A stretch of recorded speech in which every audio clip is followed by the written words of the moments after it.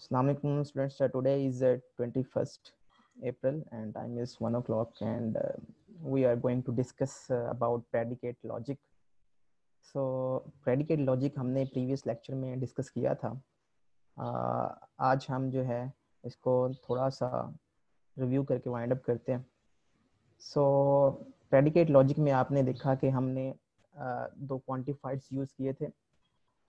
There exist जो कि यहाँ पे एग्जिस्ट करता है, जिसको हम इस सिंबल से रिप्रेजेंट करते हैं, और फॉर ऑल. ओके, सो हम इसको नेगेशन के तौर पे अगर हमने इसको यूज़ करना है, नेगेशन ऑफ क्वांटिफायर्स, तो वो किस तरह से हम इसको यूज़ कर सकते हैं. एक इंग्लिश स्टेटमेंट है, नथिंग इज़ परफेक्ट. सो इसको हमने ट्रांसलेट करना है कि nothing is perfect. So nothing is perfect का मतलब ये है कि जितनी भी दुनिया में चीज़ें एग्जिस्ट करती हैं वो परफेक्ट नहीं है.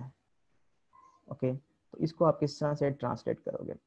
इसकी ट्रांसलेशन कुछ इस तरह से बनेगी कि आप कह सकते हैं कि एक्स इज़ परफेक्ट.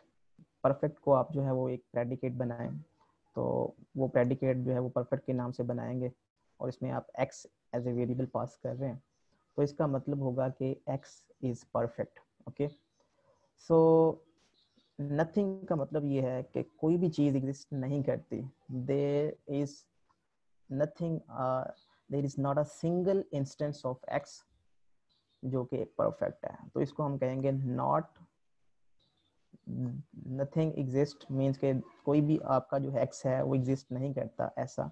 ठीक है, तो इसको हम यहाँ पे देयर एग्जिस्ट का क्वांटिफायर यूज़ करेंगे और उसके बाद हम परफेक्ट एक्स लिख देंगे. ओके, इसको एक्सप्रेस करने के और भी वेज हैं कि आप इसको और भी तरीक़ों से एक्सप्रेस कर सकते हैं. फॉर एग्ज़ाम्पल, इसको आप कुछ इस तरह से ट्रांसलेट कर सकते हो कि इसका जो मीनिंग है इस स्टेटमेंट का, वो कुछ मीनिंग जो है वो इस तरह से है कि everything is imperfect. Okay, so everything को आप जो है जब आप ट्रांसलेट करते हो तो फॉर ऑल का आप क्वांटिफाइड यूज़ करते हो.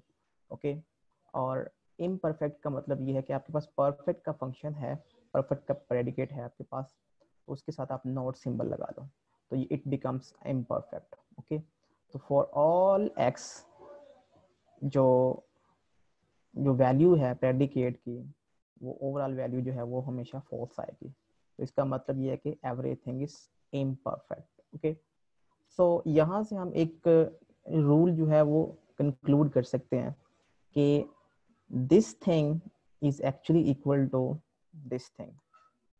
Okay, so this is the rule जो कि हम मतलब एक क्वांटिफायर को अगर दूसरे क्वांटिफायर से आप रिप्लेस करना चाहते हो तो आप कुछ इस तरह से उसको रिप्लेस कर सकते हो क्वांटिफायर को.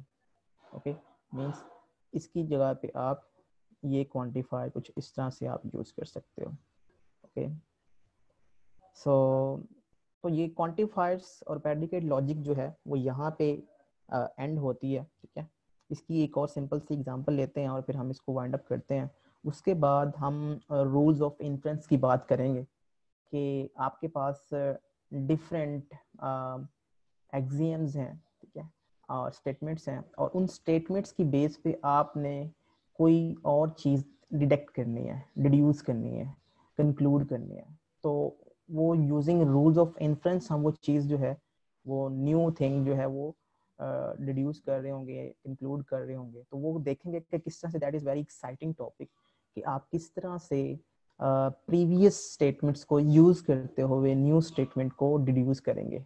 ओके, सो यहाँ पे एक एग्जांपल है नेगेशन ऑफ क्वांटिफायर्स के लिए कि आपके इंग्लिश सेंटेंस है, it is not the case that all dogs are flea bags. Okay, so इसका मतलब ये है कि ऑल डॉग्स जो हैं वो फ्ली बैग्स नहीं है. ठीक है, अगर फॉर एग्जांपल एक एक्स डॉग्स हैं हमारे पास, तो वो सारे के सारे फ्ली बैग्स नहीं है.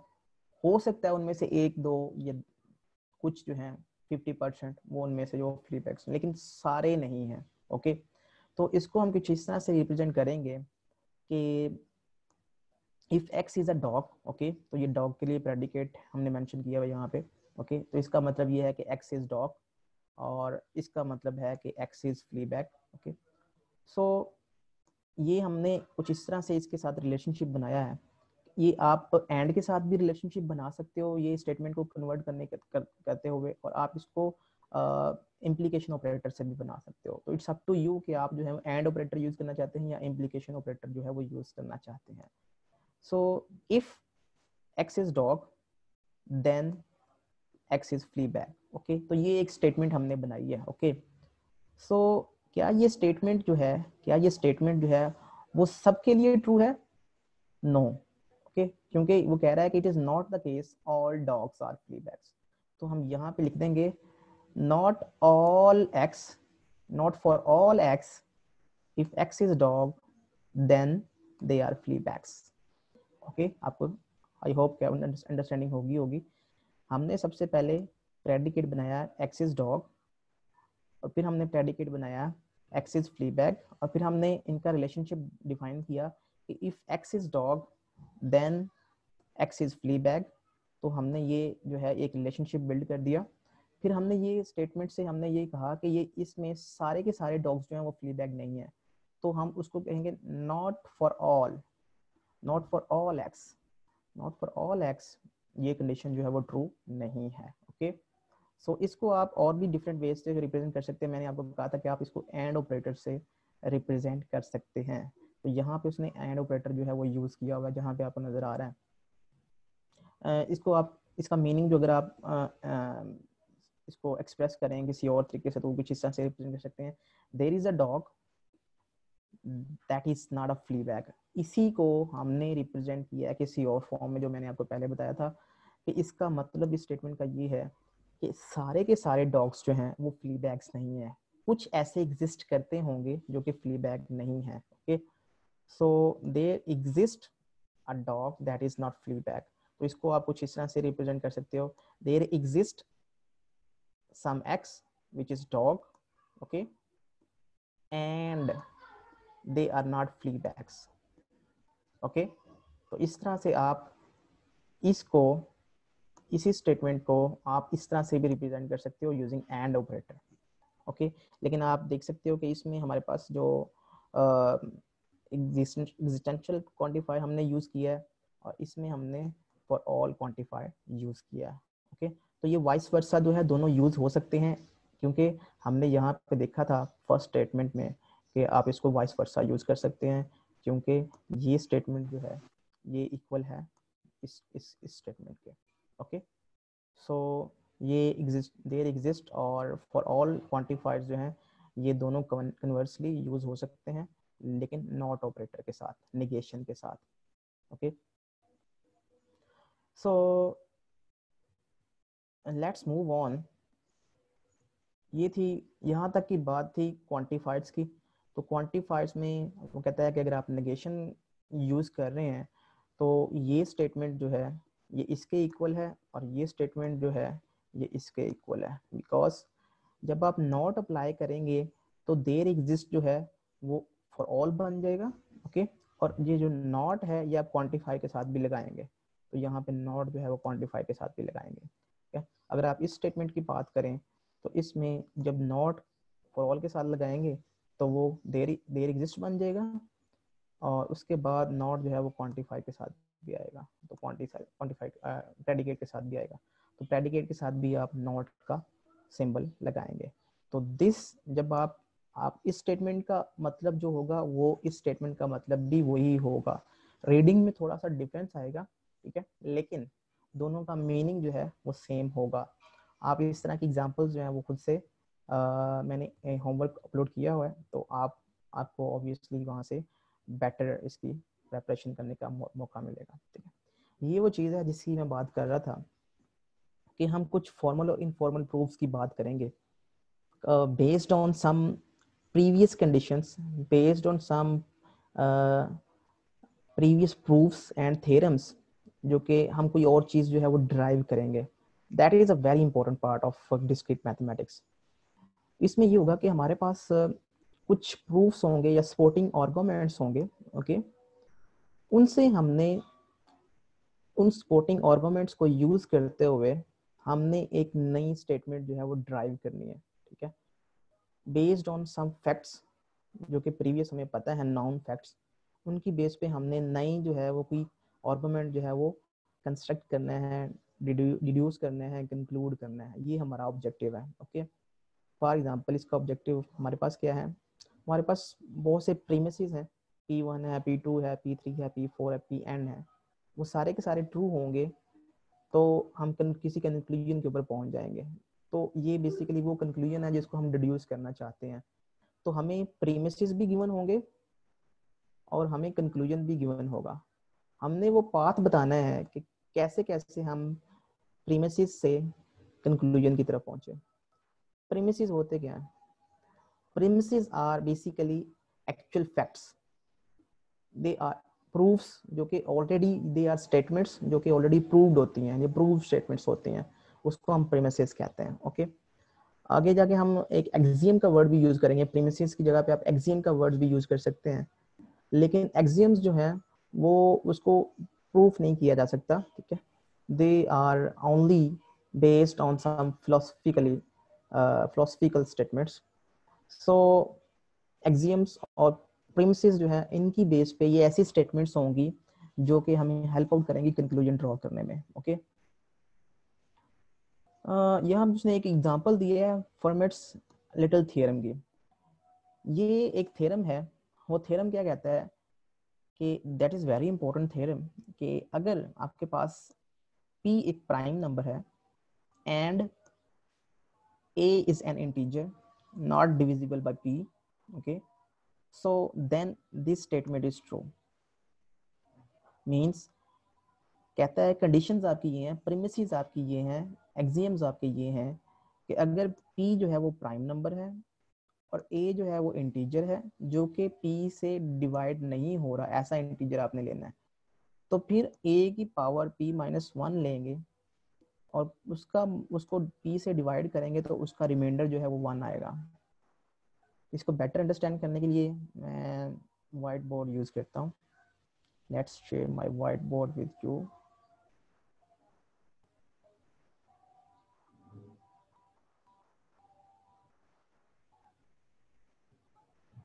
ओके, फॉर एग्जांपल आपके पास एक p प्राइम नंबर है, p prime number for example इसकी एग्जांपल लेते हैं कि हमारे पास 3 है, 3 is a prime number. Okay, और एक a वेरिएबल है या इंटीजर है जो कि जिसकी वैल्यू जो है वो हमने कुछ ऐसी रखनी है जो कि डिवाइड ना हो सके p से, मींस a जो है उसको हम अगर हम डिवाइड करें p से तो उसका जो रिमाइंडर है वो 0 नहीं आना चाहिए। रिमाइंडर को हम 3 लाइन से रिप्रेजेंट करेंगे, तो इसका रिमाइंडर जो है अगर 0 नहीं आ रहा, ठीक है, तो ये हमारी कंडीशन जो है वो फुलफिल कर रहा है, तो ये p की वैल्यू भी ठीक है और हम a की ये वैल्यू कंसीडर कर सकते हैं। तो अगर कहता है कि ये केस है कि हम एक a वैल्यू लें और एक p वैल्यू लें, p जो है वो प्राइम नंबर होगा और a जो है वो ऐसा इंटीजर होगा जो कि डिविजिबल नहीं है। Let me review this. मेरे पास एक a नंबर है, तो a को हम फॉर एग्जांपल 10 कंसीडर करते हैं और p को हम p is a prime number, उसको हम 3 कंसीडर करते हैं, तो obviously a is not divisible by 3। a जो है वो p से डिवाइड नहीं हो सकता क्योंकि 10 जो है वो 3 से डिवाइड नहीं होता। 10 को 3 से डिवाइड करेंगे तो इसका जो रिमाइंडर आएगा वो आएगा 1। ओके, सो थ्योरम ये है वो ये कहता है कि अगर ये वाली सिचुएशन है तो अगर हम a की पावर p माइनस 1 लें, ठीक है, a की वैल्यू a की पावर p माइनस 1 लें और उसको डिवाइड करें p से, ठीक है, मॉड p से लें, तो उसका जो रिमाइंडर आएगा हमारे पास वो रिमाइंडर आएगा 1। ये थ्योरम है। ओके, तो आप इसको प्रूव कर सकते हैं इसी एग्जांपल से कि अगर हम a की वैल्यू जो है वो पुट करें, वो है हमारे पास वैल्यू 10 है, और p की वैल्यू पुट करें जो है 3 minus 1,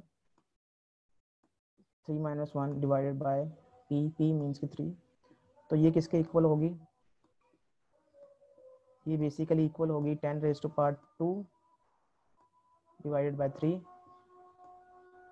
10 raise to 2 means 100, 100 divided by 3 is equal to, इसका जो रिमाइंडर आएगा आप देख सकते हो, इसका रिमाइंडर जो है वो है 1। तो ये इसका थ्योरम था। तो इसको कहते हैं Fermat's theorem, latest Fermat theorem. Okay, so दोबारा से स्लाइड्स के ऊपर आते हैं। सो ये थ्योरम था कि अगर आपके पास p प्राइम नंबर है और एक इंटीजर a है जो कि p से डिवाइड नहीं होता, तो ये जो प्रॉपर्टी है ये होल्ड करती है, इसको फर्मेट-स्लेटर थ्योरम कहते हैं। ओके, सो ये हम आगे में भी यूज़ कर सकते हैं इसको, तो आपने इसको देखना है, कंसिडर करना है इसको। ओके, तो ये जो इसमें बात कर रहा था ना, ये बेसिकली ये प्रीमिसेस हैं, ठीक है, और ये कंक्लूजन है। Okay, based on these premises हम कंक्लूजन के ऊपर पहुंच सकते हैं। कैसे? ये बेसिकली हमने इस लेक्चर में ये चीज़ लर्न करनी है, हमारा ऑब्जेक्टिव ये है। वो कैसे? इसकी बड़ी इंटरेस्टिंग सी एग्जांपल आएगी आगे, तो हम इसको वो डिस्कस करते हैं, इसके ऊपर बात होगी है। सो बेस्ड ऑन जो फॉर्मल प्रूफ होता है ना या इनफॉर्मल प्रूफ होता है, वो ये होता है कि बेस्ड ऑन प्रीमिसेस, एक्सियम्स और सम प्रूव्ड थ्योरम्स, हम इनको कंबाइन करते हुए यूज़ करेंगे और हम एक्चुअली कंक्लूजन के ऊपर पहुंचेंगे। ठीक है, so using some propositional logic हम ये इनफॉर्मल या फॉर्मल प्रूफ करने जा रहे हैं।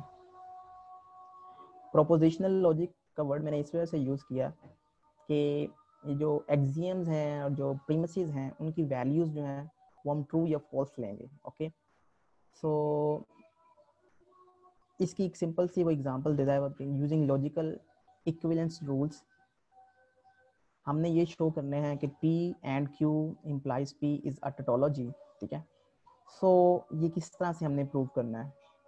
टोटोलॉजी का मतलब ये है कि इसकी जो वैल्यू होगी वो ट्रू होगी, always true. Okay, for any value its value is true. Okay, so ये उसने यहाँ पे इसको लेफ्ट हैंड साइड पे लिया था। ठीक है, और हमने एक थ्योरम जो है या एक्सियम जो है, ये प्रीमिसेस हमने डिस्कस किया था, अभी भी हमने उसको डिस्कस किया है कि अगर आपके पास इम्प्लाइज आ रहा हो तो आप उसको इसमें चेंज कर सकते हैं कि पहली वैल्यू के साथ आप नॉट लगा दें और फिर आप इस इम्प्लाइज की जगह पे आप और लिख दें और फिर आप second value as it is लिखते हैं। तो this statement is equivalent to this statement. हमने ये चेंज क्यों किया? बेसिकली हम यहाँ से मूव करना चाह रहे हैं यहाँ तक, टी तक। सो हम इसको रिप्लेस करते जाएंगे यूजिंग प्रीवियस रूल्स, हम इस डायरेक्शन में मूव करते जाएंगे, हम अपने कंक्लूजन पे पहुंच जाएंगे। हमने यहाँ से मूव करना है और हमने यहाँ तक जाना है। ओके, सो हम इस वजह से हमने इम्प्लाइज को ख़त्म किया ताकि हम उसको एंड और की नोटेशंस में लेके आए और फिर हम एंड और को ख़त्म करके ट्रू या फॉल्स की कंडीशन के ऊपर चले जाएंगे। तो जैसे ही हमारे पास ये यूजफुल प्रॉपर्टी जो है उसको यूज करते हुए हमने ये वाला ये रूल जो है वो यूज़ किया, सो हमने हमारे पास ये स्टेटमेंट आ गई। अब हमने किसी तरीके से ये P को इस P के साथ लेके आना ताकि हम इसको एंड या और कर सकें। ओके, तो डी मॉर्गन्स थ्योरम जो है वो ये कहता है कि अगर आपके पास नॉट है और उसके अंदर जो आपके पास स्टेटमेंट है उसमें एंड ऑपरेटर है, तो आप उसको कुछ इस तरह से लिख सकते हैं, नॉट P और नॉट Q। ओके, सो इस तरह से आपने इसको जो है इनर डिस्ट्रीब्यूट कर दिया नॉट को, और उसके बाद चूंकि यहाँ पे और ऑपरेटर है तो आप इसको P को आप जो है वो Q से रिप्लेस भी कर सकते हैं। मीन्स Q आप पहले लिख लें और P आप जो है नॉट P आप बाद में लिख लें, तो it's up to you, it is commutative property. तो ये देखें यहाँ कम्यूटेटिव प्रॉपर्टी को हम यूज कर रहे हैं, तो commutative property is already proved theorem. Okay, तो ये हैं वो बेसिकली थ्योरम्स जो कि प्रूव्ड हैं और उनको हम यूज कर रहे हैं। क्यों? क्योंकि हम इस कंक्लूजन पे पहुंचना चाह रहे हैं। ओके, इस हमारी डेस्टिनेशन ये है। ओके, सो हम डेस्टिनेशन को सामने रखते हुए हम अपने जो रूल्स हैं उनको यूज कर रहे हैं। Obviously there are multiple rules, हमने यहाँ पे कोई और प्रॉपर्टी यूज क्यों नहीं कर ली, हमने ऐसा ही क्यों किया? तो ये बेसिकली आपने कंक्लूजन को सामने रखते हुए ये चीज़ जो है वो देखनी है। कंक्लूजन हमारा क्लियर होगा तो हमें पता होगा कि हमने इस डायरेक्शन में मूव करना है। ओके, तो ऑब्जेक्टिव ये था कि हम P को माइनस P के साथ जो है नेगेशन ऑफ P के साथ हम किसी से कंबाइन कर लें। तो अकॉर्डिंग टू एसोसिएटिव प्रॉपर्टी, अगर आपके पास इस तरह की 3 एलिमेंट्स हैं, ओके, सो आप उसको इस तरह से रिप्रेजेंट कर सकते हो। मीन्स अगर फर्स्ट टू के साथ आपने ब्रैकेट लगाई हुई है और उनमें सब में और ऑपरेटर यूज हुआ है, तो आप सेकंड और थर्ड के साथ आप ब्रैकेट जो है वो लगा सकते हैं, ठीक है, अकॉर्डिंग टू एसोसिएटिव रूल। और यहाँ पे आप देख सकते हो कि P और नॉट P, अगर P की वैल्यू कुछ भी हो, चाहे ट्रू हो चाहे फॉल्स हो, तो अगर एक वैल्यू P की वैल्यू ट्रू रखेंगे तो ये ट्रू हो जाएगी ओवरऑल स्टेटमेंट। अगर P की वैल्यू फॉल्स रखेंगे तो it becomes true and overall statement will become true. तो इसको हम रिप्लेस कर सकते हैं ट्रू के साथ। ओके, ये भी हमारे पास यूजफुल प्रॉपर्टी है। ओके, सो यहाँ पे आप देख सकते हो कि नॉट क्यू है, और का ऑपरेटर है यहाँ पे, और यहाँ पे ट्रू है। तो और के ऑपरेटर को सिर्फ एक ही ऑपरेंट जो है वो ट्रू रिक्वायर्ड होता है, तो यहाँ पे हमारे पास ट्रू आ चुका है वो ऑपरेंट, तो लिहाजा इस स्टेटमेंट को हम कहेंगे कि दिस स्टेटमेंट इज ट्रू। सो आपने देखा कि किस तरह से हमें, हमारे पास जो है वो एक स्टार्ट में right hand left hand side पे एक स्टेटमेंट थी, उसको हमने राइट हैंड साइड पे कैसे कन्वर्ट किया। ओके, तो ये हमने प्रूव किया था based on logical equivalence. Okay, logical equivalences जो है वो हमने यूज करते हुए हम कंक्लूजन तक पहुंचे। बिल्कुल एग्जैक्टली ऐसे ही हमने नेक्स्ट जो फॉर्मल प्रूफ्स हैं हमारे, वो इसी तरीके से ही हमने डिड्यूस करने हैं। ठीक है, अस्सलाम वालेकुम सर। जी वालेकुम अस्सलाम। सर ये तुमने रिकॉर्डिंग नहीं हो रही थी, अब स्टार्ट हुई है। सो चलें, रूल्स ऑफ इन्फ्रेंस की बात हो रही थी, हमने मॉडस पोनस रूल्स को देखा था। मॉडस पोनस रूल जो है वो दोबारा से देख लेते हैं। मॉडस पोनस रूल में मैंने ये कहा था कि हमारे पास अगर दो स्टेटमेंट्स हैं P और P इम्प्लाइज Q, सो अगर ये दो स्टेटमेंट्स में इसको हम ट्रू कंसीडर करें तो हम इससे डिड्यूस कर सकते हैं कि Q will be true, because अगर P की वैल्यू ट्रू है तो हमें यहाँ पे मस्ट ट्रू पुट करना पड़ेगा, और इसकी वैल्यू को जब P ट्रू हो गया तो इसकी वैल्यू ओवरऑल ट्रू है, ये हमें पता है। तो हमें यहाँ पे Q की वैल्यू ट्रू रखनी पड़ेगी, अदरवाइज इसकी वैल्यू जो है वो ट्रू नहीं बनेगी। क्यों? क्योंकि P की वैल्यू ऑलरेडी ट्रू है। तो P when P is true then Q must be true to get final true result, okay, of this statement. So sir P इसका must be Q. टेबल दिखा सकते हैं फिर से, वो मैंने नोट करना था थोड़ा सा, ट्रुथ टेबल अगर मैंने ये लेक्चर अपलोड करना है तो आप वहाँ से नोट जो है इसको कर लीजिएगा। ठीक है, लेट्स मूव ऑन। ओके, वैसे आप नाराज़ हो जाएंगे, मैं अभी दिखा देता हूँ आपको। ये है वो टेबल जो कि हम जिसकी बात कर रहे थे। इस टेबल में हम ये बात कर रहे थे कि हम P की वैल्यू जो है उसको ट्रू कंसीडर करेंगे, तो ट्रू यहाँ पे दो P की वैल्यूज यहाँ पे ट्रू आ रही है और यहाँ पे ट्रू आ रही है, तो इन दो में से कोई एक जो है वो हम जो रो है वो कंसीडर करेंगे, और P इम्प्लाइज Q की वैल्यू भी ट्रू है, तो यहाँ पे P इम्प्लाइज Q की वैल्यू जो है वो यहाँ पे इन दो स्टेटमेंट्स में से यहाँ पे ट्रू है। जो लास्ट दो स्टेटमेंट्स हैं इनमें P इम्प्लाइज Q की वैल्यू यहाँ पे ट्रू है। तो ये है वो टपल जिसको, ये लास्ट रो जिसको हम कंसीडर करेंगे। तो यहाँ पे आप देख सकते हो Q की वैल्यू जो है वो ट्रू है। ओके, तो इससे हम डिड्यूस कर सकते हैं when P true and P implies true then Q is true. Okay, so इसको हमने राइट डाउन भी किया था कि इसको हम किस तरह से राइट डाउन कर सकते हैं। इसको हम राइट डाउन कुछ इस तरह से कर सकते हैं, if P and P implies Q both statements are true then Q must be true.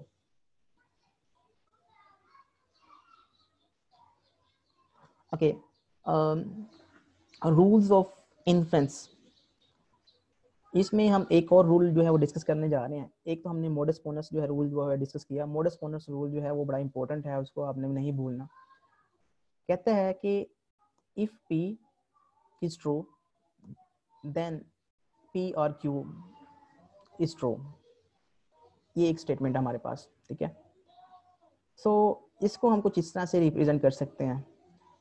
इस स्टेटमेंट को हम कुछ इस तरह से रिप्रेजेंट कर सकते हैं, this is addition, this is rules of inference में इसको हम कहते हैं एडिशन रूल। ओके, सो अगर आपके पास P ट्रू है, ओके, सो इस स्टेटमेंट को ओवरऑल ट्रू करने के लिए आपको क्या करना पड़ेगा? P को ट्रू करना पड़ेगा या Q को ट्रू करना पड़ेगा, तो तभी ये स्टेटमेंट जो है वो ट्रू हो जाएगी। ओके, सो आप देख सकते हो कि अगर P ट्रू है तो यहाँ पे P हम यूज कर रहे हैं एज ए ऑपरेंड, तो और ऑपरेटर यूज कर रहे हैं, तो और ऑपरेटर जो है वो क्या होगा, यहाँ पे इसकी वैल्यू ओवरऑल ट्रू हो जाएगी। अगर P की वैल्यू ट्रू है तो इसकी वैल्यू ऑब्वियसली ट्रू हो जाएगी। ओके, तो इससे हम ये डिड्यूस कर सकते हैं कि if P is true then P और Q इज ट्रू। ओके, इसकी एग्जांपल जो है वो रियल लाइफ एग्जांपल लेते हैं इंग्लिश सेंटेंस के through. It is below freezing now, कहता है कि ब्लो फ्रीजिंग हो रही है। Okay, so therefore it is below freezing और रेनिंग स्नो। तो हमने यहाँ पे एक और का ऑपरेटर यूज कर लिया। अगर ये स्टेटमेंट ट्रू है तो ऑब्वियसली जो बंदा ये कह रहा है कि इट इज ब्लो फ्रीजिंग और रेनिंग स्नो, तो वो भी सही कह रहा है। वो दो बेसिकली आंसर दे रहा है अपने, ठीक है, एम्बिगुअस स्टेटमेंट दे रहा है। तो ऑब्वियसली ये स्टेटमेंट जो है वो भी ट्रू होगी। क्यों? क्योंकि वो और ऑपरेटर यूज हो रहा है। तो अगर और ऑपरेटर यूज कर रहा है वो, तो अगर ये स्टेटमेंट ट्रू है जो कि यहाँ पे मेंशन है कि ये स्टेटमेंट ट्रू है, ओके, तो ये भी स्टेटमेंट जो है वो ट्रू है। एग्जैक्टली लाइक दिस, अगर P जो है वो ट्रू है तो P और Q must be true. Okay, simplification. Simplification का मतलब क्या है कि अगर P एंड Q ये स्टेटमेंट ट्रू है, ओके, तो then P must be true. अगर ये स्टेटमेंट ओवरऑल ट्रू है तो आपको पता है कि एंड ऑपरेटर जो है उसके दोनों ऑपरेंड्स जो हैं P एंड Q, दोनों ऑपरेंड्स उसके ट्रू होने चाहिए, तब उसकी वैल्यू ओवरऑल ट्रू होगी। तो P मस्ट बी ट्रू और Q मस्ट बी ट्रू। तो P एंड Q से आप डिड्यूस कर सकते हैं, Q भी डिड्यूस कर सकते हैं और P भी आप इससे डिड्यूस कर सकते हैं। मीन्स अगर मैं इसको हम इस तरह से ट्रांसलेट कर सकते हैं, it is below freezing and snowing. तो इट इज ब्लो फ्रीजिंग को हम P से रिप्रेजेंट करेंगे और इट इज स्नोइंग को हम Q से रिप्रेजेंट करेंगे। तो एंड का ऑपरेटर हमने यूज कर रहे हैं कि it is below freezing and snowing. So therefore हम कह सकते हैं कि इट इज ब्लो फ्रीजिंग। हम एक स्टेटमेंट को कह सकते हैं कि ये ट्रू है ऑब्वियसली। सो ये है इन्फ्रेंस के रूल्स जो कि आपको याद रखने की जरूरत है। ओके, सो यहाँ पे 2-3 और रूल्स हैं, उसके बाद हम एक्चुअल एग्जांपल लेंगे, फिर आपको क्लियर होगा कि हम किस तरह से इन रूल्स को यूज करेंगे। ओके, मॉडस टॉलरेंस का जो एक और रूल है वो है कंट्रापोजिटिव रूल। ये क्या कहता है? ये रूल बड़ा इंपॉर्टेंट है कि हमारे पास एंड ऑपरेटर हम यूज कर रहे हैं, P implies Q, ये हमारे पास ट्रू स्टेटमेंट है, और नॉट Q जो है हमारे पास स्टेटमेंट ये ट्रू है हमारे पास। ओके, सो अगर ये हमारे पास स्टेटमेंट ट्रू है ओवरऑल, तो हम इससे डिड्यूस कर सकते हैं नॉट P। वो कैसे? आप यहाँ पे देख सकते हो कि एंड लगा हुआ है, तो इसका ये ऑपरेंड जो है ये भी ट्रू होना चाहिए और इसका ये ऑपरेंड जो है ये भी ट्रू होना चाहिए। अब ये ऑपरेंड कब ट्रू होगा? जब Q की वैल्यू जो है वो फॉल्स पुट करेंगे। Q की वैल्यू फॉल्स पुट करेंगे तो इट बिकम्स ट्रू ओवरऑल। तो Q हमने कंसीडर करना है फॉल्स। तो यहाँ पे हमने जब Q की वैल्यू फॉल्स पुट करनी है तो यहाँ पे भी Q की वैल्यू फॉल्स ही पुट होगी। ओके, अब अगर Q की वैल्यू यहाँ पे फॉल्स पुट हो गई है, ओके, और हमने ओवरऑल इस स्टेटमेंट को ट्रू लेके आना है, ओके, तो P की वैल्यू अगर यहाँ पे ट्रू पुट कर देंगे और यहाँ पे Q की वैल्यू फॉल्स होगी जो कि है, तो इस ओवरऑल इस स्टेटमेंट की वैल्यू जो है वो तो फॉल्स हो जाएगी, because if P is true then Q must true. Okay, ये P इम्प्लाइज Q का रूल है। तो अगर हमने कह दिया कि Q की वैल्यू तो फॉल्स है, तो यहाँ पे हम P की वैल्यू कभी भी ट्रू नहीं लिख सकते। क्यों? क्योंकि अगर P की वैल्यू ट्रू लिख देंगे और यहाँ Q की वैल्यू तो ऑलरेडी फॉल्स है, तो इसकी वैल्यू तो ओवरऑल फॉल्स ट्रू नहीं आएगी, फॉल्स आएगी। तो यहाँ पे Q की वैल्यू मस्ट पुट करनी पड़ेगी फॉल्स। तो इसका मतलब क्या हुआ कि अगर P की वैल्यू फॉल्स पुट करेंगे तो नॉट P की वैल्यू हमेशा ट्रू आएगी। तो this is the modus ponens tollens rule कि आप नॉट Q है आपके पास एक स्टेटमेंट और एक स्टेटमेंट है P इम्प्लाइज Q, ये भी ट्रू है और ये भी ट्रू है, तो इसका मतलब है कि not P must be true. Okay, तो these are the rules of inference जो कि आपको लर्न करने की जरूरत है। ठीक है, इस रूल को आपने याद रखना है। ठीक है, इस रूल का मतलब ये है कि आपका जो पहला ऑपरेंड है, एक स्टेटमेंट है जिसमें जो सेकंड ऑपरेंड यहाँ पे यूज हो रहा है वो नॉट के केस में आ रहा है, तो जो p होगा वो भी नॉट होगा, जो फर्स्ट ऑपरेंड होगा इम्प्लाइज का वो भी नॉट होगा, इसको आपने याद रखना है। ओके, सो इस तरह से और भी हमारे पास रूल्स हैं, बहुत सिंपल है, मैं अब इतनी डिटेल में नहीं जाऊंगा। p implies q and q implies r है, तो इसको हम कह सकते हैं कि p इम्प्लाइज r, ये भी हमारे पास ट्रू स्टेटमेंट होगी। ये वेरी सिंपल है सर जी। सर मैं ये प्रीमिसिस हमारा तब ट्रू होगा जब एंड की वैल्यू, एंड का मतलब है कि दोनों ऑपरेंड्स इसके ट्रू होने चाहिए, ये भी ट्रू होनी चाहिए, ये भी ट्रू होनी चाहिए। तो ये वैल्यू कब ट्रू होगी? जब q की वैल्यू फॉल्स पुट करेंगे। तो जब आप q की वैल्यू फॉल्स पुट करेंगे तो इस पूरी की पूरी स्टेटमेंट में एक ही वैल्यू पुट करनी है आपने, चाहे वो ट्रू कर लें चाहे फॉल्स कर लें। तो q की वैल्यू जब हम फॉल्स पुट करेंगे तो यहाँ पे भी q की वैल्यू फॉल्स पुट करनी पड़ेगी। जब यहाँ पे q की वैल्यू फॉल्स पुट करेंगे तो ओवरऑल इसको ट्रू बनाने के लिए हमें कभी भी p की वैल्यू ट्रू नहीं पुट कर सकते, हमें इसकी वैल्यू फॉल्स पुट करनी पड़ेगी। इसकी भी वैल्यू फॉल्स होगी, इसकी भी वैल्यू फॉल्स होगी, तो false implies false becomes true. Okay, तो जब p की वैल्यू फॉल्स होगी ओके सर तो नॉट p की वैल्यू जो है वो ट्रू होगी। ओके, सो इस तरह से हमने ये बड़ा सिंपल सा रूल है कि p इम्प्लाइज q है और q इम्प्लाइज r है, देन p इम्प्लाइज r है। ये तो वेरी वेरी सिंपल रूल, ये तो आपको पता ही होगा। ठीक है, इसको ट्रांजिटिव प्रॉपर्टी भी कहते हैं। ओके, एक और प्रॉपर्टी है, एक और रूल है डिस्टिंक्टिव, उसमें ये है कि p और q, ये आपके पास एक स्टेटमेंट है एंड नॉट p। ओके, इस केस में आपके पास इम्प्लाइज नहीं है, और का ऑपरेटर है, और नॉट जो है वो फर्स्ट ऑपरेंड के साथ लगा हुआ है। तो जब भी आपको कुछ इस तरह से रूल्स नजर आए जिसमें एक प्रॉपर्टी जो है वो p r q है, एक स्टेटमेंट, और पहले वेरिएबल के साथ नॉट लगा हुआ है, तो आप उसको दूसरा वेरिएबल जो है उसको आप डिड्यूस कर सकते हैं। वो कैसे? एंड का मतलब ये है कि this value must be true and this value must be true to become overall true. Okay, so अगर आपने इसको ट्रू बनाना है तो p की वैल्यू आपको फॉल्स पुट करना पड़ेगी, तो ये ओवरऑल जो है वो p की वैल्यू जो है वो फॉल्स पुट करेंगे तो ये ट्रू बन जाएगा। जब p की वैल्यू फॉल्स पुट करेंगे तो q की वैल्यू मस्ट बी ट्रू होनी चाहिए, क्योंकि और का सिंबल है, तो और के सिंबल में दोनों ऑपरेंड में से कोई एक ऑपरेंड जो है वो ट्रू होना जरूरी है। तो यहाँ पे आपको ट्रू वैल्यू बनाने के लिए q की वैल्यू ट्रू पुट करनी पड़ेगी। तो hence we can reduce there कि अगर आपके पास ओवरऑल इसकी वैल्यू ट्रू है तो इसका मतलब है कि q की वैल्यू ट्रू है। ओके, सो अब हम वो एग्जांपल्स जो हैं इनको यूज करते हुए वो सॉल्व करने जा रहे हैं। ये लॉजिकल इक्विवेलेंस वाले जो रूल्स हैं वो हमने पहले से लॉजिकल इक्विवेलेंस में हमने देख ली हैं, जिसमें डी मॉर्गन्स लॉ है एंड ब्ला ब्ला। सो ये जो है इसको भी ये भी यूज होंगे, लेकिन बहुत माइनर से, लेकिन जो मेन जो रूल्स हैं वो भी मैंने आपके साथ डिस्कस कर लिए हैं। तो हम वैलिड आर्गुमेंट्स की बेस पे सारे के सारे आर्गुमेंट्स को ट्रू करेंगे जो कि गिवन होंगे, और हम कंक्लूजन की तरफ मूव करेंगे। ओके, तो ये हमारा ऑब्जेक्टिव है। सो लेट्स टेक एग्जांपल आ लीजिए। आपके पास फॉलोइंग स्टेटमेंट्स हैं, अज्यूम द फॉलोइंग स्टेटमेंट्स। ये हाइपोथेसिस हैं, मींस ये प्रीमिसेस हैं आपके पास, और आपके पास एक कंक्लूजन होगा, उसको आपने इनको यूज करते हुए आपने कंक्लूजन पे जाना है। तो कंक्लूजन हमारे पास है कि we will be home by sunset, ये हमारा कंक्लूजन है। इसके ऊपर हमने इस स्टेटमेंट के ऊपर जाना है। जबकि प्रीमिसेस हमारे पास जो हाइपोथेसिस हैं वो ये हैं, it is not sunny this afternoon and it is colder than yesterday.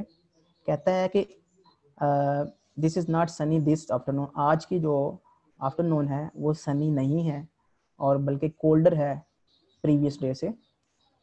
और we will go swimming only if it is sunny. तो कहता है कि हम स्विमिंग तब जाएंगे स्विमिंग करने जब सनी डे होगा। ओके, तो ऑब्वियसली आज तो सनी डे नहीं है, तो आज तो वो नहीं जा सकेंगे। If we do not go swimming then we will take canoe trip. So इसका मतलब यह है कि अगर वो आज के दिन सनी नहीं है और वो स्विमिंग करने नहीं जाएंगे, और अगर वो स्विमिंग करने नहीं जाएंगे तो वो ट्रिप पे जाएंगे। ठीक है, सो अगर वो ट्रिप पे जाए, if they take a canoe trip, so then we will be home by sunset.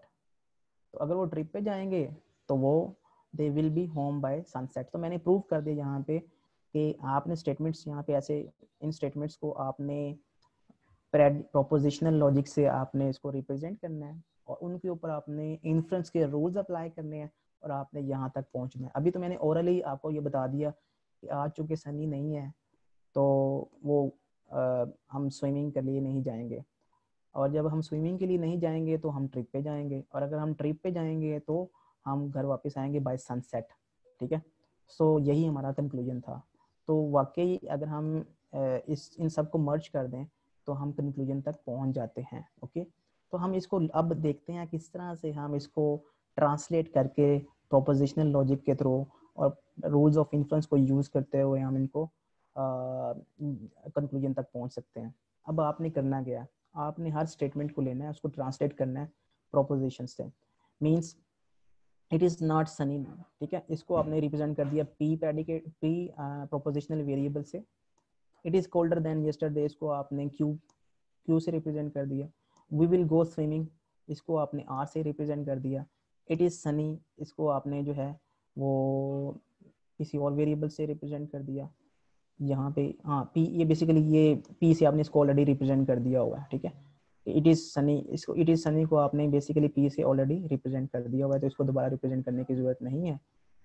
If we do not go swimming then we will take on your trip, तो we will take on your trip जो है वो इसको आप S से represent करेंगे, और we will be home by sunset, इसको आप टी से रिप्रेजेंट करेंगे। तो जो स्टेटमेंट्स जो हैं वो आप ऑलरेडी, जैसे कि आप we will take this trip, तो इसको आप अगर एस से रिप्रेजेंट कर चुके हैं तो इसका अगर आपके पास कोई नेगेशन आता है तो उसको रिप्रेजेंट करने की ज़रूरत नहीं है, क्योंकि उसको आप नॉट एस से रिप्रेजेंट कर सकते हैं, ब्ला ब्ला। ठीक है, अब हम इन स्टेटमेंट्स को ट्रांसलेट करने हैं। वो स्टेटमेंट्स को ट्रांसलेट करना आपको ऑलरेडी आता है। It is not sunny this afternoon and it is colder than yesterday. So it is not sunny यस्ट, इसको इसका मतलब ये है कि हम नॉट पी है, इस स्टेटमेंट का मतलब है नॉट पी। ओके, क्योंकि पी को हमने रिप्रेजेंट किया इट इज़ सनी, तो इसका मतलब होगा नॉट पी, एंड का ऑपरेटर आएगा, and this is it is colder than yesterday, और फिर इसको हम क्यू से रिप्लेस करेंगे। तो पहले जो सेंटेंस होगा उसको हम रिप्रेजेंट करेंगे नॉट पी एंड क्यू के साथ। Students are you with me? मैंने क्लियरली आपको बताया है यस सर। किस तरह से आप जो इस स्टेटमेंट को प्रोपोजिशनल वेरिएबल्स के थ्रू, प्रोपोजिशनल लॉजिक के थ्रू आप इसको ट्रांसलेट कर सकते हो। ये ट्रांसलेशन आपको पहले भी आती है। तो इस तरह से आपने सारी की सारी ट्रांसलेट्स जो स्टेटमेंट्स हैं इनको ट्रांसलेट कर लेना है। तो आगे उसने ट्रांसलेट कर दिया होगा, हम उसके ऊपर मूव करते हैं। नेक्स्ट जो स्टेटमेंट है वो है we will go swimming only if it is sunny. तो ओनली इफ को आप इम्प्लाइज ऑपरेटर से रिप्लेस कर सकते हो। जहाँ पे आपको ओनली इफ का ऑपरेटर मिलेगा आप उसको इम्प्लाइज के साथ रिप्लेस कर सकते हो। तो वी विल गो स्विमिंग, इसको आपने रिप्रेजेंट किया हुआ है आर के साथ, तो आप इसको आर के साथ रिप्लेस करें तो यहाँ पे आर आएगा। ओके, और फिर आप ओनली इफ को आप हमेशा इम्प्लाइज के साथ रिप्लेस करेंगे। ओके, और फिर इट इज़ सनी को आप जो है वो पी के साथ रिप्रेजेंट कर चुके हैं, तो आप इसको पी से रिप्रेजेंट करेंगे। तो this statement will be translated into equivalent R implies P. Okay, next statement है if we do not go swimming then we will take a trip. तो ये जो बेसिकली ये एक कंडीशनल स्टेटमेंट है, तो इसमें भी इम्प्लाइज ऑपरेटर यूज करेंगे। If we do not go swimming तो हम कहेंगे नॉट और, इसको हम रिप्लेस करेंगे नॉट आर के साथ। यहाँ पे हमने स्टेटमेंट 3 को रिप्लेस कर दिया, पहला पार्ट जो होगा उसको नॉट आर के साथ रिप्लेस करेंगे। देन हम इम्प्लाइज ऑपरेटर लगाएंगे, वी विल गो ट्रिप, तो ये हम इसको एस से रिप्रेजेंट कर सकते हैं। तो इसको हम जो थर्ड हमारे पास स्टेटमेंट होगी उसको हम नॉट और इम्प्लाइज एस के साथ रिप्लेस कर सकते हैं, ट्रांसलेट कर सकते हैं। So but the statement is statement number 4, if we take trip then we will home by sunset. तो ये भी कंडीशनल स्टेटमेंट है। तो if we take up any trip, इसको आप रिप्लेस कर सकते हो एस के साथ, तो आपके पास इसको आप एस से रिप्लेस कर दें, फिर आप इम्प्लाइज ऑपरेटर यूज करेंगे और इम्प्लीकेशन, और फिर आप जो है इसको आप हम टी से रिप्रेजेंट किया हुआ है तो इसको बाद आप टी से रिप्रेजेंट कर सकते हो। तो पहला जो स्टेप है वो है ट्रांसलेशन का। अगर आपकी ट्रांसलेशन ही गलत है ना तो फिर आपकी इन्फ्रेंस कुछ भी नहीं होनी, ठीक है, फिर आप समझो गए। तो अगर आपको ट्रांसलेशन आती है तो तभी आप जो है वो इन्फर कर सकते हो कोई चीज। तो हमारे पास ये स्टेटमेंट्स हैं और हमने इन्फर करना है टी, ओके। ये टी जो है वो हमारा कंक्लूजन है। तो यूजिंग इन्फरेंस रूल हमने ये टी को इन्फर करना है। वो किस तरह से, अब हमने जो ट्रांसलेशन है वो कर लिया, अब हमने इसके ऊपर रूल्स ऑफ इन्फ्लुएंस अप्लाई करने हैं। रूल्स ऑफ इन्फ्लुएंस अभी हमने लर्न किए हैं किस तरह से, वो अभी हम इसको अप्लाई करते हैं। पहली स्टेटमेंट है not P and Q, okay. और नेक्स्ट स्टेटमेंट जो है वो आर इम्प्लाइज पी है, और नेक्स्ट स्टेटमेंट जो है वो नॉट और इम्प्लाइज एस है, और नेक्स्ट जो है वो एस इम्प्लाइज टी है। तो इसमें आप देख सकते हो कि जो नेक्स्ट स्टेटमेंट है, पहली के बाद जो नेक्स्ट स्टेटमेंट है इसमें आर है और पी है, इसका जिक्र है। तो किसी तरीके से हम इसमें से क्यू जो है उसको खत्म कर दें, ठीक है।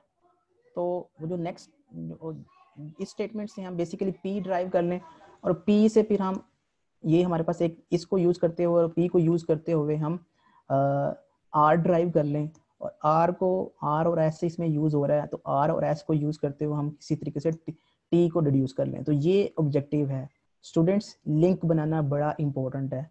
कौन सा रूल यूज करना है ये आपको पता चलेगा नेक्स्ट आइटम में क्या है, नेक्स्ट स्टेटमेंट में क्या है। नेक्स्ट स्टेटमेंट में हमारे पास आर पी है, ओके। तो यहाँ पे हमने किसी तरीके से क्यू को फिनिश करना है। तो क्यू को फिनिश करने का मतलब मकसद किस तरह से फिनिश कर सकते हैं, कहता है कि not P and Q, okay. इसको अगर आप सिंप्लीफाई करें तो इसको हम नॉट पी लिख सकते हैं। ये सिंप्लीफिकेशन का अभी हमने ऊपर इम्प्लीकेशन रूल में जिक्र किया, वो इम्प्लीकेशन सिंप्लीफिकेशन वाला हमने इन्फ्रेंस रूल यहाँ पे अप्लाई करना है। वो कैसे, अगर आपके पास एंड ऑपरेटर है और दोनों ऑपरेंड्स जो हैं उसके ट्रू होने चाहिए, नॉट पी भी ट्रू होना चाहिए और क्यू भी ट्रू होना चाहिए। तो इसका मतलब है कि नॉट पी जो है वो ट्रू होगा, okay. If P not P and Q is true, अगर ये स्टेटमेंट जो है वो ट्रू है, और आपने अज्यूम करना है हमेशा कि ये स्टेटमेंट जो है वो ट्रू है, जो भी स्टेटमेंट होगी वो ट्रू होगी, ओके। क्योंकि जितने भी हाइपोथेसिस होंगे, प्रीमिसेस होंगे, वो ट्रू होंगे। जब वो ट्रू होंगे तभी हम वो कंक्लूजन तक पहुंच सकते हैं, अदरवाइज तो कंक्लूजन तक नहीं पहुंच सकते हैं हम। तो इसको आपने उसको अपने ट्रू कंसीडर करना है। ये स्टेटमेंट जो है वो ट्रू है, by definition it is true. अगर ये स्टेटमेंट ट्रू है तो इसका मतलब है क्यू भी ट्रू है और नॉट पी भी ट्रू है। अब चूंकि हमें क्यू नहीं चाहिए, हमें पी चाहिए आगे, इसके अंदर पी है और आर है, क्यू तो है नहीं, तो हम नॉट पी वाला जो ट्रू स्टेटमेंट है वो ले लेंगे, इसमें से सिंप्लीफाई कर लेंगे। अगर हमें क्यू की जरूरत पड़ती ना तो हम इस स्टेटमेंट्स में हम कह सकते थे कि सिंप्लीफिकेशन के साथ हमने क्यू ले लिया। तो अभी हमें जो नेक्स्ट स्टेटमेंट है वो हमारे पास है आर इम्प्लाइज पी। तो ये हमारे पास हाइपोथेसिस है। तो इसको हमने इन दोनों को हमने कंबाइन करना है, ठीक है। इन दोनों का कंबाइन करना, आप मॉडस पोनन वाला जो रूल है वो उसको याद करें। वो कहता था कि अगर आपके पास नॉट पी जो है वो ट्रू है और आर इम्प्लाइज पी ट्रू है तो हम क्या डिड्यूस कर सकते हैं, नॉट आर। नॉट आर का मतलब ये है पी इम्प्लाइज क्यू, अगर ये स्टेटमेंट ट्रू है तो ये जो यहाँ पे हम वेरिएबल यूज कर रहे हैं वो सेकंड वेरिएबल है, तो जो फर्स्ट वेरिएबल होगा उसके साथ हम नॉट लगा देंगे। ये रूल हम ऊपर डिस्कस कर चुके हैं स्टूडेंट्स। अभी मैंने आपको डिटेल में ये रूल जो है वो बताया कि किस तरह से आप इसको इन्फर कर सकते हो, ठीक है। मैं दोबारा उस रूल के ऊपर जा रहा हूँ ताकि आपको पता हो।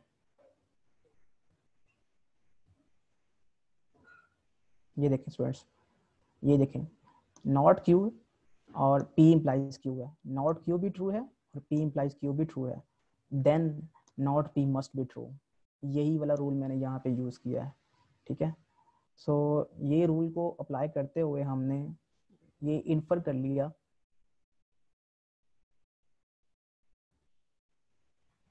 ये रूल को इन दोनों को मैंने यूज करते हुए मॉडस टॉलन का मैथ जो रूल ऑफ इन्फ्रेंस है वो यूज करते हुए इन दो स्टेटमेंट्स को मैंने रिप्लेस कर दिया नॉट आर के साथ, okay. Means if not P is true and R implies P is true, then not R must be true, okay. So next statement जो है, जो hypothesis किया है वो है R not R implies S। तो hypothesis next आपने लिख लिया। इसमें आप देख सकते हो कि अगर इसके ऊपर फिर आपने मॉडस पोनस का रूल अप्लाई किया, इसमें पहला फर्स्ट ऑपरेंड जो है अगर ये इसमें जो इम्प्लीकेशन में है वो ट्रू है तो इसका मतलब है कि एस को मस्ट बी ट्रू होना चाहिए। ओके, तो आपको इन दोनों को रिप्लेस कर सकते हैं एस के साथ। ओके, इन दोनों से डिड्यूस कर सकते हैं एस। ओके, ये मोडस पोनन रूल है। इन दोनों को हमने स्टेटमेंट 4 और 5 को यूज करते हुए हमने कहा कि एस है। क्यों? क्योंकि अगर नॉट आर ट्रू होगा तो नॉट और ट्रू अगर होगा तो ये जो इम्प्लीकेशन ओवरऑल स्टेटमेंट इसको ट्रू बनाने के लिए एस की वैल्यू जो है मस्ट बी ट्रू होनी चाहिए। तो इसका आंसर आएगा एस। ओके, इसे हमने डिड्यूस कर लिया एस। तो आगे जो इम्प्लीकेशन है हमारे पास वो है हाइपोथेसिस, वो है S implies P, S implies T. तो if S is true then T must be true. Okay, और हमें पता है कि एस ट्रू है तो टी मस्ट बी ट्रू। तो ये हमारा प्रूफ मुकम्मल हो गया कि हम टी तक पहुंच गए। टी हमारा कंक्लूजन था कि वाकई जो प्रीमिसेस हैं, जो हाइपोथेसिस हैं, उनको यूज़ करते हुए हम कंक्लूजन ड्रॉ कर सकते हैं। तो ये बेसिकली लॉजिकल आर्गुमेंट्स हैं जो कि बहुत सारे डिपार्टमेंट्स में रियल लाइफ में हम यूज़ करते हैं, स्पेशली जो लॉयर्स होते हैं। ठीक है, तो लॉयर्स जो हैं वो बेसिकली इस तरह की कंक्लूजन्स को ड्रॉ करते हैं। उनके पास जो वैलिड आर्गुमेंट्स होते हैं उनको बिल्ड करने की कोशिश करते हैं। हो सकता है कि वो इस चीज़ को उन्होंने इंटेंशनली ना कर रहे हों, लेकिन अनइंटेंशनली वो इस तरह के ही रूल्स ऑफ इन्फ्लुएंस को फॉलो अप कर रहे होते हैं। सो आई होप कि आपको ये अंडरस्टैंडिंग होगी। अगर आपने ये वाली एग्जांपल जो है इसको बार बार सॉल्व करना है और इन्फ्लुएंस के रूल्स जो कि 4-5 हैं उनको आपने माइंड में रखना है, तो अगर आपकी ट्रांसलेशन अच्छी है तो फिर आप कोई भी क्वेश्चंस विदाउट एनी हेजिटेशन आप सॉल्व कर सकते हैं। सो स्टूडेंट्स, आज का लेक्चर इतना ही था। I hope you have a good day today. So अगर कोई क्वेश्चन है तो आप अब मुझसे पूछ सकते हैं।